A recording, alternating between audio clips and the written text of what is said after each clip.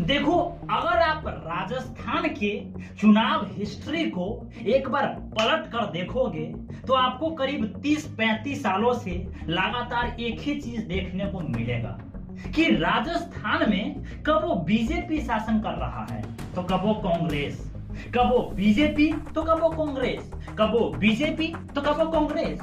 ऐसा ही चलता आ रहा है। एक जाता है तो एक आता है। ऐसा लगता है कि इन नेताओं ने मिलकर राजस्थान को एक एटीएम सी का मशीन बना दिया है कि गेहूं डाले तो गेहूं निकाले, गेहूं डाले तो गेहूं निकाले। लेकिन अब शायद ऐसा नहीं होगा। यहां सिर्फ और सिर्फ बीजेपी ही शासन करेगी, क्योंकि इस बार राजस्थान का सीएम कोई अशोक गहलोत या फिर वसुंधरा राजे नहीं, बल्कि एक ऐसे सन्यासी बाबा राजस्थान के मुख्यमंत्री कुर्सी पर बैठने जा रहे हैं जो देखने में बिल्कुल यूपी के सीएम योगी आदित्यनाथ के तरह ही है।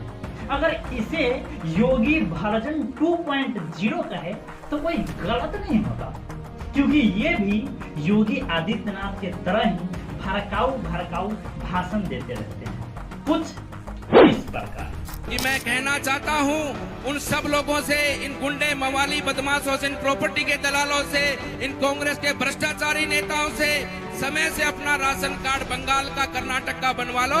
बीजेपी की सरकार आने वाली है। तुम लोगों को राजस्थान में छुपने की जगह नहीं मिलेगी। एक एक अपराधी को, जिन लोगों ने हमारी माताओं बहनों की इज्जत को सरेआम किया है, उनको एक एक को सजा दिलाकर इस राजस्थान की जनता को हम न्याय दिलाने का काम करेंगे। नमस्कार साथियों, मैं हूं कृष्णनंदन चटर्जी और आज बात राजस्थान के नए मुख्यमंत्री बनने जा रहे योगी बाबा बालकनाथ पर। आपने एक बात कही थी कि बुलडोजर चलेगा, गुंडे भाग जाओ 24 घंटे के अंदर। क्या कहेंगे? आज देख लेना 3 तारीख के बाद में कोई नजर नहीं आएगा आपको।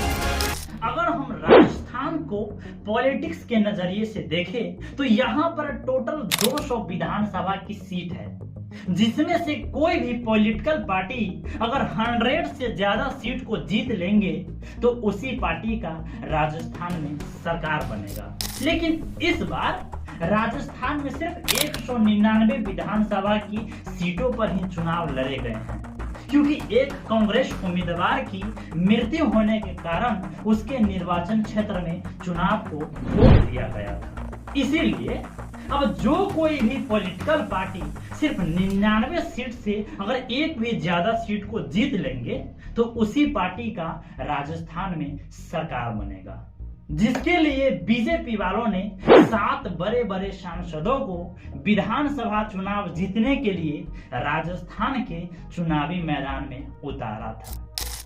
जयपुर ग्रामीण क्षेत्र से राज्यवर्धन सिंह राठौर को, अजमेर से सांसद भागीरथ चौधरी को, अलवर से सांसद बाबा बालकनाथ को, रोजसमंद से सांसद दिया कुमारी को, झुंझुनू से सांसद नरेंद्र कुमार को, जालौर से सांसद देवजीत पटेल को और राज्यसभा सदस्य किरोड़ी लाल मीणा को विधानसभा चुनाव के लिए उम्मीदवार बनाए थे। लेकिन 7 सांसद में से बीजेपी के सिर्फ 4 सांसद ही राजस्थान के विधानसभा चुनाव में जीत हासिल कर पाए हैं। बाकी के बचे हुए 3 सांसदों को हार का सामना करना पड़ा है। यहाँ एक बात गौर करने वाला है कि भले ही बीजेपी के 4 सांसद ही इस चुनाव में जीत हासिल कर पाए हैं, लेकिन फिर भी बीजेपी ने राजस्थान के विधानसभा चुनाव में 199 सीटों में से 115 सीटों पर जीत हासिल कर चुकी है, जबकि कांग्रेस वाले सिर्फ 69 सीटों पर ही जीत हासिल कर पाए हैं, जिससे यह साफ तौर पर दिखाई दे रहा है कि राजस्थान में बीजेपी वालों का जीत हो चुका है। क्योंकि मैंने आपको पहले ही यह बता दिया था कि जो कोई भी पॉलिटिकल पार्टी 99 से ज्यादा सीटों पर जीत हासिल कर लेगी उसी पार्टी का राजस्थान में सरकार बनेगी। अरे भी पर बीजेपी वाले ने तो 115 सीटों पर जीत हासिल कर चुकी है। स्वाभाविक सी बात है कि राजस्थान में बीजेपी का ही सरकार बनेगा। लेकिन यहाँ एक बहुत बड़ा लोचा हो गया है कि आखिर राजस्थान का सीएम यानी कि मुख्यमंत्री बनेगा कौन, क्योंकि इस बार एक साथ 4 ऐसे चुनाव में जीते हुए सांसद हैं जिनको राजस्थान की सीएम बनाने पर सस्पेंस हो रहा है। राजस्थान के चुनाव का रिजल्ट आया 3 दिसंबर को ही और आज 14 दिसंबर हो चुका है, लेकिन आज तक बीजेपी वालों ने इस बात को क्लियर नहीं कर सके हैं कि आखिर राजस्थान का सीएम बनाया जाए किसे।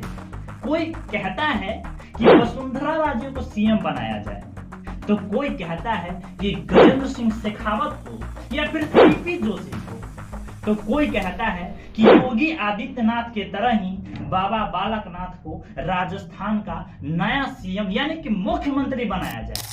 लेकिन इन सबों में भी सब कौन है रे? बहुत मारे कहते हैं ना,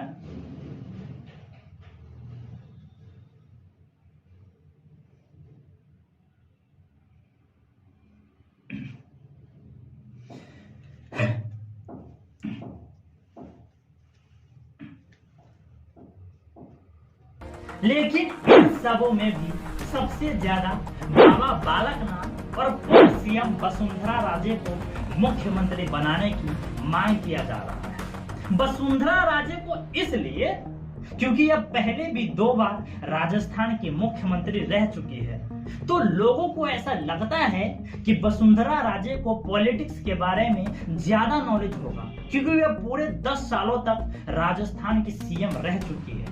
इसीलिए यह अच्छी तरह से मुख्यमंत्री की जिम्मेदारी को समझ सकती है। लेकिन मुझे नहीं लगता है कि पिछले बार की तरह ही वसुंधरा राजे को फिर से राजस्थान का सीएम बनाया जाएगा, क्योंकि बीजेपी वाले को जितना इस वसुंधरा राजे से उम्मीद था उतना अच्छा यह परफॉर्म नहीं कर पाई। बीजेपी वाले हमेशा यही चाहते हैं कि उसके लीडर दैट मीन्स नेता सनातनी हो, सनातन धर्म का हो, जो भारत को एक हिंदू राष्ट्र बनाने के बारे में सोचे। परंतु यह वसुंधरा राजे हमेशा राष्ट्रवाद को आगे रखकर चलती है, सनातन धर्म को नहीं। इसीलिए बीजेपी वाले नहीं चाहते हैं कि फिर से इस वसुंधरा राजे को राजस्थान का मुख्यमंत्री बनाया जाए।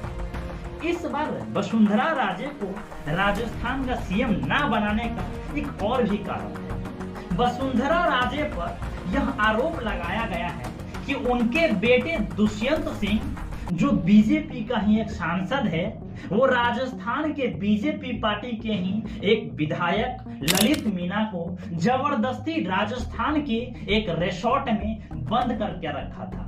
ललित मीणा के पिताजी हेमराज मीणा ने एक इंटरव्यू में बताया कि जब वे अपने बेटे को इस रिसोर्ट से लाने गए तब उनको अपने बेटे को ले जाने से रोका गया और धमकी भी दिया गया कि आप बिना दुष्यंत सिंह यानी कि वसुंधरा राजे के बेटे से बिना पूछे हुए आप अपने लड़के को यहाँ से नहीं ले जा सकते हैं। ललित जी को मिलने के लिए बुलाया था और दुष्यंत सिंह जी हमारे सांसद वो लेके आए थे, तो उनको वहाँ रिसोर्ट से यहाँ पर कार्यालय पर आने नहीं दे रहे थे, तो हम उनको लेने पहुँच गए।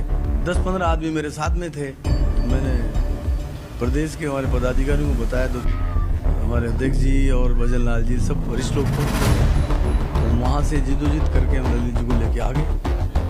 यही घटनाक्रम है। बीजेपी पार्टी के द्वारा कहे गए दिशा निर्देशों पर वसुंधरा राजे के द्वारा ना चलना और उनके बेटे दुष्यंत सिंह के द्वारा भाजपा विधायक ललित मीणा को जबरदस्ती एक रिसोर्ट में बंद करके रखा जाना, इन्हीं वजहों से वसुंधरा राजे को बीजेपी वाले इन्हें फिर से राजस्थान का सीएम नहीं बनाना चाहते हैं। बीजेपी वाले कभी नहीं चाहते हैं कि किसी एक आदमी की वजह से उसका पूरा बीजेपी पार्टी ही बर्बाद हो जाए, उसके पार्टी पर कलंक लगे।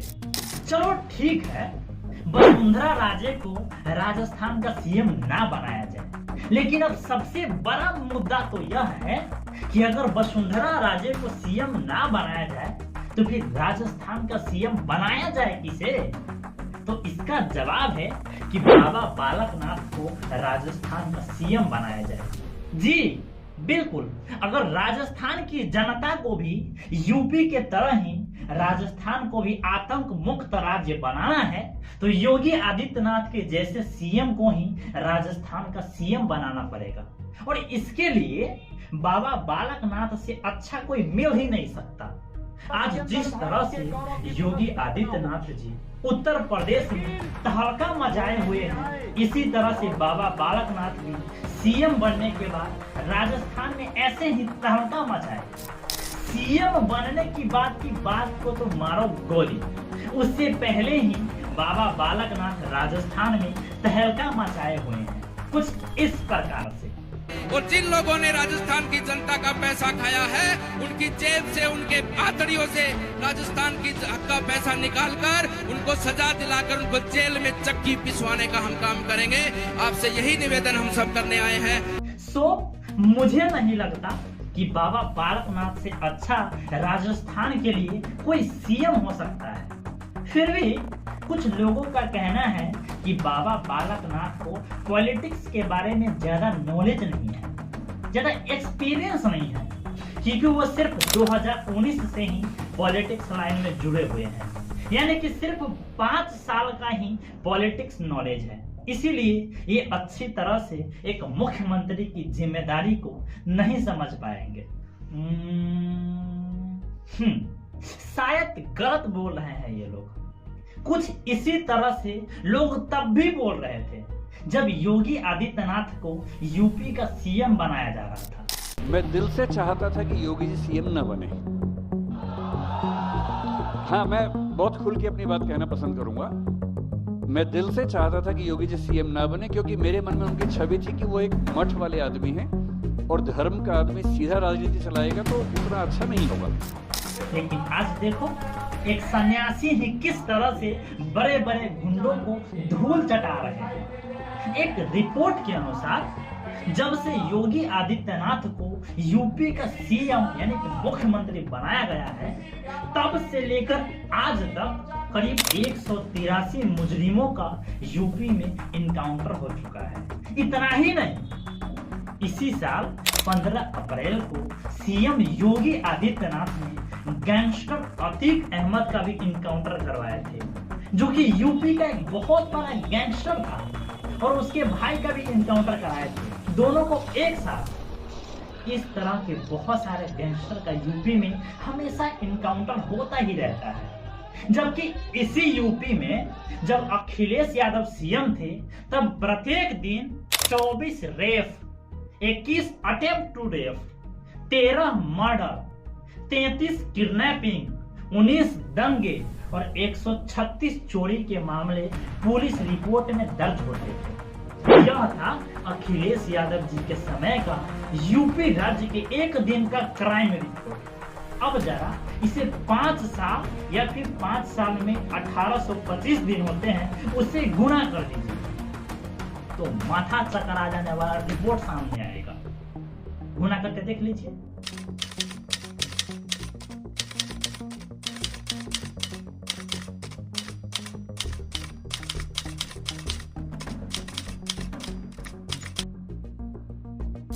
लेकिन जब से यूपी में योगी आदित्यनाथ जी सीएम बने हैं, तब से ऐसा मामला देखने को नहीं मिलता है।